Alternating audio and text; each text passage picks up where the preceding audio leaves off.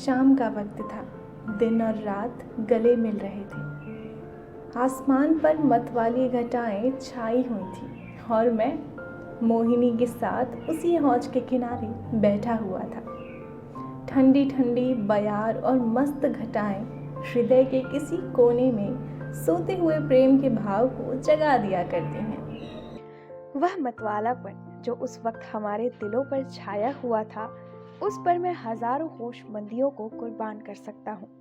ऐसा मालूम होता था कि उस मस्ती के आलम में हमारे दिल बेताब होकर आंखों से टपक पड़ेंगे।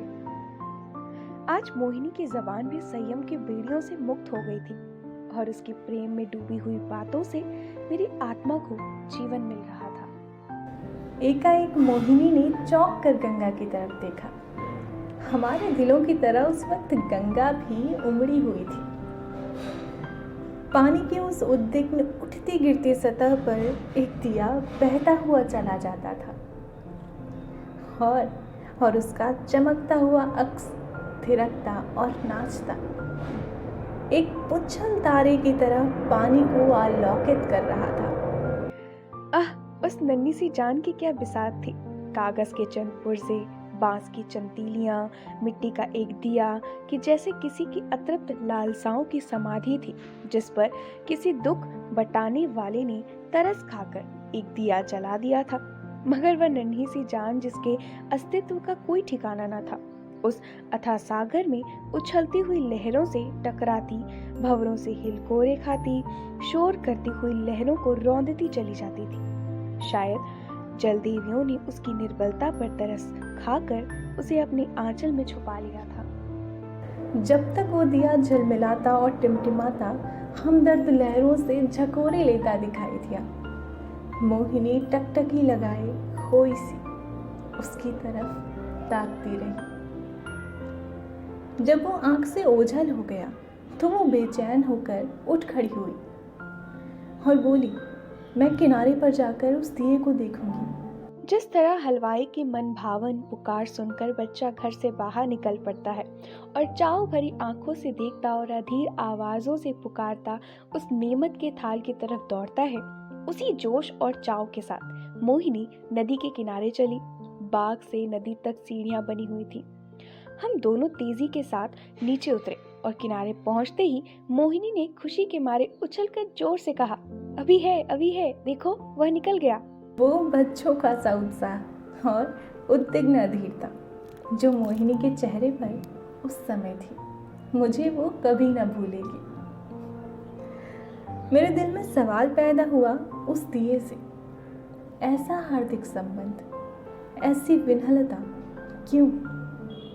अब मुझ जैसा कवच शून्य व्यक्ति उस पहेली को जरा भी न बूझ सका।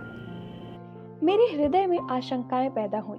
अंधेरी रात है, घटाएं उमड़ी हुई, नदी बाढ़ पर, हवा तेज, यहाँ इस वक्त ठहरना ठीक नहीं। मगर मोहिनी, वह चाव भरे भोलेपन की तस्वीर उसी दिए की तरफ आंखें लगाए चुपचाप खड़ी थी और वह उदास दिया जो हिलता मचलता चला जाता था, न जाने कहाँ किस देश।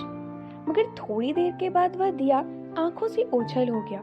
मोहिनी ने निराश स्वर में पूछा, गया? बुझ गया होगा। और इसके पहले कि मैं जवाब दूं, वो उस डोंगी के पास चली गई जिस पर बैठकर हम कभी कभी नदी की सैरें किया करते थे और प्यार से मेरे गले लिपट कर बोली, मैं उस दिए को देखने जाऊंगी। वो कहाँ जा रहा है, किस देश को? यह कहते कहते मोहिनी ने नाव की रस्सी खोल ली। जिस तरह पेड़ों की डालियां तूफान के झोंकों से झंकोले खाती हैं, उसी तरह यह डोंगी डावाडोल हो रही थी। नदी का वह डरावना विस्तार, लहरों की वह भयानक छलांगे, पानी की वह गरजती हुई आवाज, इस खौफनाक अंधेरे में इस डोंगी का बेड़ा क्यों कर पार होगा? मेरा दिल बैठ गया। क्या उस सौभाग्य की तलाश में ये कश्ती भी डूबेगी? मगर मोहिनी का दिल उस वक्त उसके बस में न था।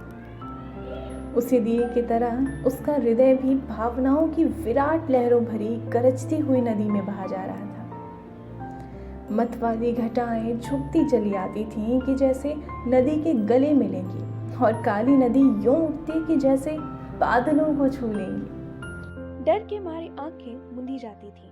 हम तेजी के साथ उछलते कगारों के गिरने की आवाजें सुनते, काले काले पेड़ों का झूमना देखते चले जाते थे। आबादी पीछे छूट गई, देवताओं को बस्ती से आगे निकल गए। एकाएक मोहिनी चौंक कर उठ खड़ी हुई और बोली, अभी है, देखो वह जा रहा है। मैंने आंख उठाकर देखा, वह दिया ज्यों का त्यों हिलता मचलता चला जा रहा था।